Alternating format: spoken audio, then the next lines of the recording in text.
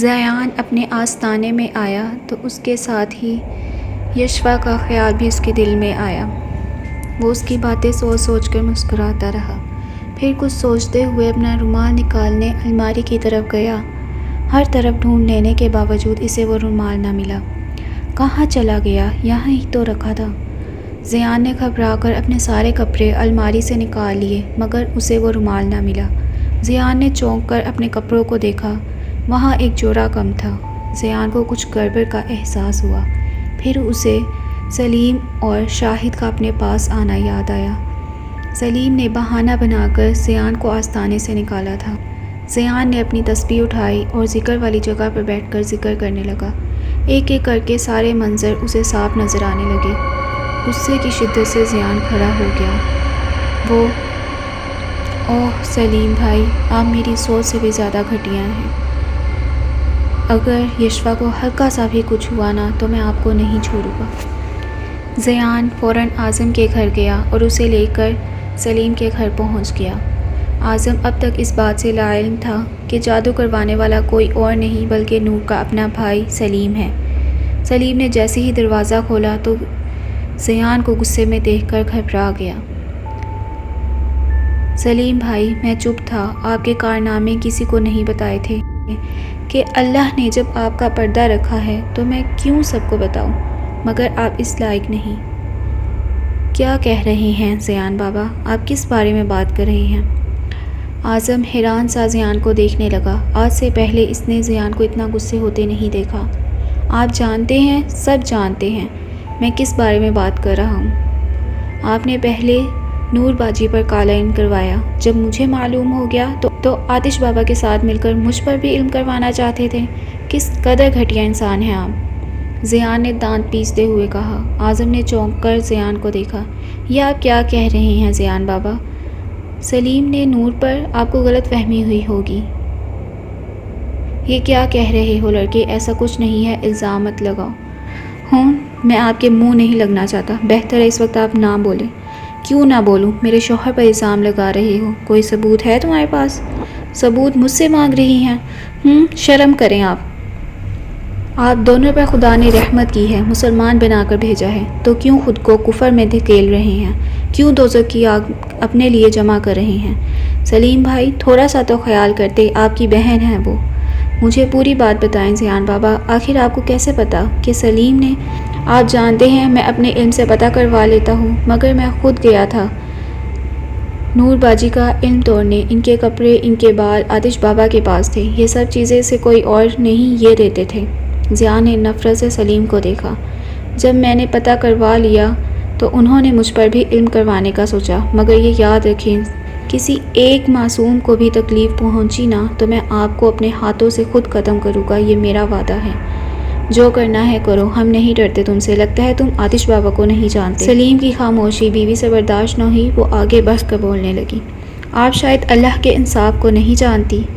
کیوں کیا سلیم؟ کس لیے کیا؟ بھلا کوئی اپنی بہن کے ساتھ ایسا کرتا ہے؟ کوئی بہن نہیں ہے اس کی، ستیلی بہن ہے، اب جو ہونا تھا ہو گیا۔ سلیم کی بیوی کو جب معلوم ہوا کہ سلیم نے زیان کو سب بتا دیا ہے تو وہ خود آتش بابا کے پاس گئی۔ آتش بابا، وہ میرا میاں زیان بابا کی باتوں میں آ گیا ہے، وہ ڈر گیا اس سے، اسی لیے اس نے سب کچھ بتا دیا۔ اب کیا ہوگا؟ مجھے سب پتا ہے، تیرا بندہ شکل سے ہی ڈرپوک لگتا تھا مجھے۔ فکر نہ کر، زیان تم لوگوں کا کچھ نہیں بگاڑ سکتا۔ میں نے زیان پر عمل شروع کر دیا ہے۔ یہ اس کا رومال ہے، مگر اس پر لگے خون کے قطرے اس کے نہیں، یہ کسی لڑکی کے ہیں۔ زیان نے بہت سنبھال کر رکھے ہوئے ہیں، میں نے اپنے چیلوں سے پتہ کروایا ہے، یہ اسی لڑکی کے ہیں جو شہر سے آئی تھی۔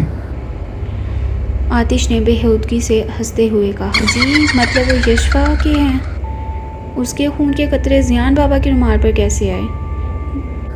وہ اس لڑکی کے خواب دیکھنے لگا ہے۔ کیا کہتا ہے وہ کہ مجھے ختم کرے گا؟ مجھ سے ڈرتا نہیں ہے وہ، اب میں اسے ڈرا ڈرا کر ماروں گا۔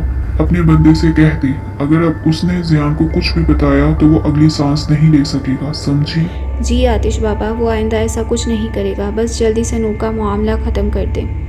زیان کو شدت سے اپنے رومال کی کمی محسوس ہو رہی تھی، اسے صرف یہی ڈر تھا کہیں آتش کو یشوا کے بارے میں نہ پتہ چل جائے۔ کافی دیر سوچنے کے بعد زیان نے خود آتش کے آستانے پر جانے کا فیصلہ کیا۔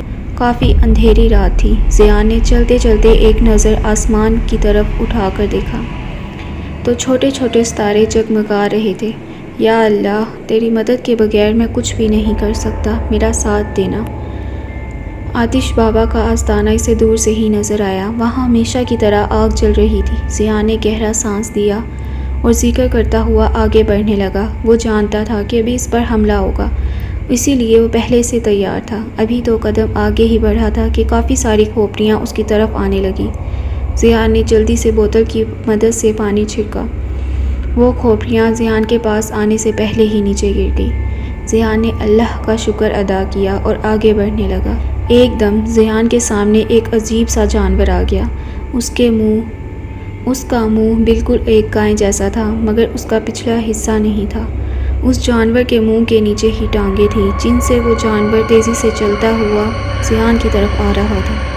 زیان جانتا تھا کہ بہت سی چیزیں اسے ڈرانے آئیں گی، مگر وہ بنا خوف کے خود بھی اس جانور کی طرف چلنے لگا۔ زیان کے قدم اس جانور سے زیادہ تیز چلنے لگے۔ جانور کی رفتار کم ہونے لگی۔ اب جانور شاید زیان سے ڈرنے لگا۔ زیان بالکل اس کے پاس پہنچ گیا اور نفرت سے اس کی آنکھوں میں دیکھنے لگا۔ جیسے ہی جانور نے اس پر حملہ کرنے کے لیے دونوں ٹانگیں اٹھائیں، زیان نے جلدی سے اس کی دونوں ٹانگیں پکڑ لی اور موڑنے لگا۔ وہ جانور تکلیف سے عجیب و غریب آوازیں نکالنے لگا۔ دیکھتے ہی دیکھتے وہ جانور ایک دم بے جان سا ہو گیا۔ زیان نے اسے خود سے دور پھینکا اور آگ کی طرف چلنے لگا۔ اس نے ایک دائرے کی شکل میں پانی چھڑکا اور آگ میں غور سے دیکھنے لگا۔ پہلے کی طرح آج بھی اس میں کپڑے چل رہے تھے۔ ان میں سے کچھ کپڑے عورتوں کے تھے، کچھ مردوں کے۔ زیان اس آگ پر پانی ڈالتا، ساتھ ساتھ اونچی آواز میں ذکر کرتا رہا۔ بہت سے عجیب سے جانور زیان کی طرف بڑھنے لگے، مگر جو دائرہ زیان نے بنایا تھا وہ اسے پار نہ کر سکے۔ جیسے جیسے آگ بجھ رہی تھی، جانوروں کی آوازیں بھی مدھم ہو رہی تھیں۔ بالآخر وہ آگ بجھ گئی۔ زیان سب کپڑوں کو دیکھنے لگا۔ ان میں سے اس کا ایک جوڑا بھی تھا، مگر اس میں اس کا رومال نہ تھا۔ زیان پریشانی سے اپنا رومال ڈھونڈنے لگا۔ اسے ایک برتن میں خون بھرا ہوا نظر آیا۔ اس نے برتن الٹایا تو اس میں اس کا رومال بھی تھا۔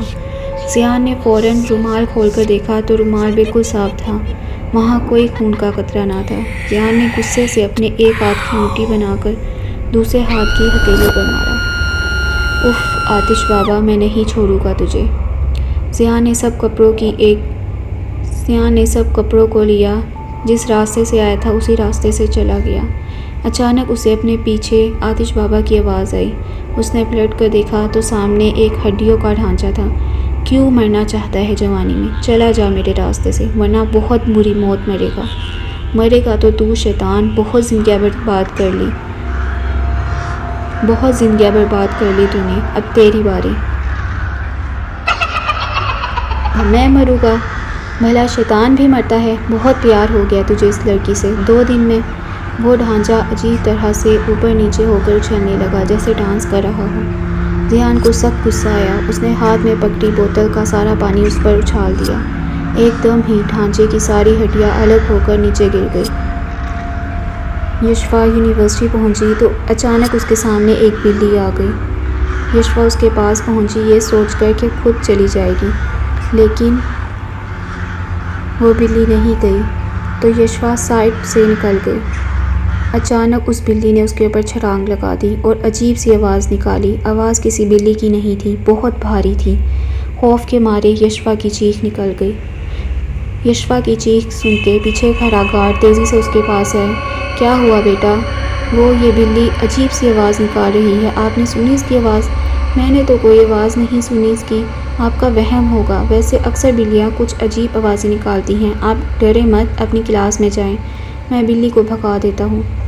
پوری رات اس نے ذکر کیا، مگر اسے یشوا کی طرف سے کوئی اشارہ نہیں ملا۔ اس نے یہی سوچا کہ شاید یہ جو خون کے قطرے تھے وہ عمل کے لیے ناکافی ہو۔ کیا ہوا زیان بابا، آپ اتنے پریشان کیوں ہیں؟ اعظم بھائی کیسے بتاؤں آپ کو؟ کیا آپ میری بات خالد انکل سے کروا سکتے ہیں؟ جی بالکل کروا سکتا ہوں، مگر ہوا کیا؟ وہ جو رومال آتش بابا کے ہاتھ لگا ہے، اس پر جو خون کے نشانات تھے وہ میرے نہیں تھے۔ یہ تو اچھی بات ہے، شکر ہے وہ آپ کے نہیں تھے، کاش کہ میرے ہوتے، لیکن اس پہ جو نشان تھے وہ یشفا کے تھے۔ دراصل یشفا نے ضد کی تھی جنگل دیکھنے کی۔ خالد انکل نے مجھ سے ریکویسٹ کی تو میں انہیں لے گیا، مگر وہاں یشفا کے پاؤں میں کچھ لگ گیا تو اس کے پاؤں سے تھوڑا خون نکلا۔ وہ میں نے اپنے رومال سے صاف کیا اور وہی رومال سلیم کے ہاتھ لگ گیا ہوا۔ نہیں، میں نے دھویا نہیں تھا، ویسے الماری میں رکھ دیا۔ مجھے کیا پتا تھا کہ سلیم بھائی اس حد تک جائیں گے۔ نور کے بارے میں کیا ہے آپ؟ کچھ خاص نہیں، وہی روز عمل کر رہا ہوں نور باجی پر۔ میں بہت کوشش کرتا ہوں اس کے عمل کو ضائع کر سکوں، مگر پتہ نہیں کیوں کہاں غلطی ہو رہی ہے مجھ سے سمجھ نہیں آ رہی۔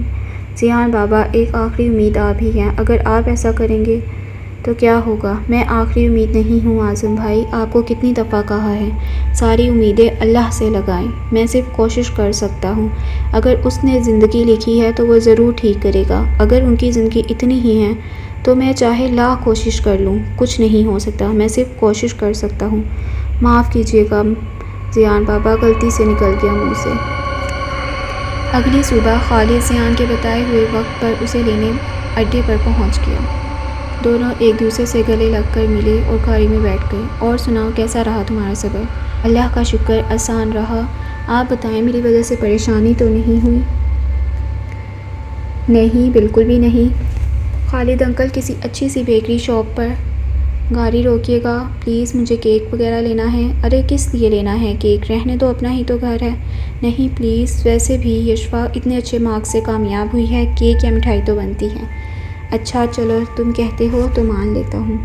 خالد نے ذیان کو ڈرائنگ روم میں بٹھایا اور خود یشفا کو چائے بنانے کا کہنے لگا۔ ڈرائنگ روم کافی جدید طرز کا بنایا ہوا تھا۔ ذیان کو احساس ہوا وہ اپنا دل کہاں لگا بیٹھا ہے۔ ہاں بھائی، اب بتاؤ، ایسی بھی کیا ضروری بات ہے جو تم اتنا پریشان ہو رہے ہو؟ بس وہ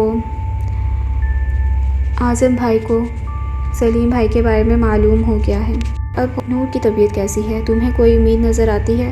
میں کیا کہہ سکتا ہوں، بہت کوشش کرتا ہوں ان کے لیے، 2 بار گیا ہوں ان کا عمل تروانے، مگر کچھ خاص فرق نہیں پڑا۔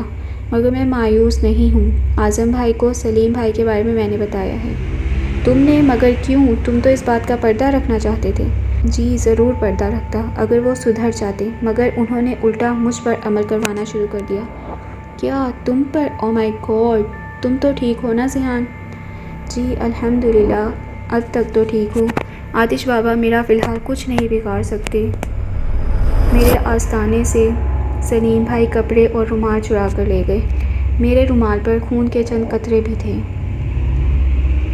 مگر وہ خون کے قطرے میرے نہیں تھے۔ تمہارے رومال پر خون کے قطرے کس کے تھے؟ جی وہ خون کے قطرے یشفا کے تھے۔ کیا کہہ رہے ہو ذیان؟ یشفا کے کیسے؟ سلیم خالد انکل پلیز میری بات سنیں۔ آپ جانتے ہیں مجھے غلط فہمیاں نہیں ہوتی۔ دراصل جس دن آپ لوگ جنگل گئے تھے، یشفا کے پاؤں پر چوٹ لگی تھی، اس وقت اس کا خون میرے رومال سے صاف کیا تھا، وہی رومال سلیم کے ہاتھ لگ گیا۔ اوہ نو، اب کیا ہوگا ذیان؟ تم جانتے ہو یشفا میں میری جان ہے۔ ذیان مجھے بتاؤ، خاموش کیوں ہو؟ مجھے بہت پریشانی ہو رہی ہے۔ اگر آتش کے جادو کا اثر یشفا پر ہو گیا تو اللہ نہ کرے۔ آپ یقین رکھیں انکل، میں یشفا کو کچھ نہیں ہونے دوں گا۔ انکل، شیطان نے اپنا عمل شروع کر دیا ہے، مگر وہ ابھی یشفا کو کوئی نقصان نہیں پہنچا سکتا۔ کیا عمل شروع کر دیا ہے؟ اوہ خدایا، پلیز خود کو سنبھالیں، میری بات غور سے سنیں۔ آتش بابا نے عمل ضرور شروع کیا ہے، مگر اس کا عمل بہت کمزور ہے۔ وہ یشفا کو ڈائریکٹلی کوئی نقصان نہیں پہنچا سکتا۔ وہ زیادہ سے زیادہ اس کو ڈرائے گا، مگر وہ جسمانی یا روحانی نقصان نہیں پہنچا سکتا۔ شاید اسی لیے یشفا کا خون اس مقدار میں نہیں تھا جتنا اسے اپنے شیطانی عمل کے لیے چاہیے تھا۔ تو کیا میری بیٹی جلد ٹھیک ہو جائے گی نا؟ انشاءاللہ، بس آپ کو احتیاط کرنی ہوگی۔ کیسی احتیاط ذیان؟ یشفا کو چند دنوں تک گھر سے باہر نہ جانے دے، یونیورسٹی سے بھی چھٹی لے لیں۔ اسے کسی بھی طرح یہ بات سمجھا دے کہ کوئی بھی چیز باہر سے آئے تو وہ نہ کھائے، خاص طور پر میٹھا نہ کھائے، اور اپنے بال باندھ کر رکھے۔ باقی میں پانی دم کر کے دوں گا، اسے وہی پلائیے گا۔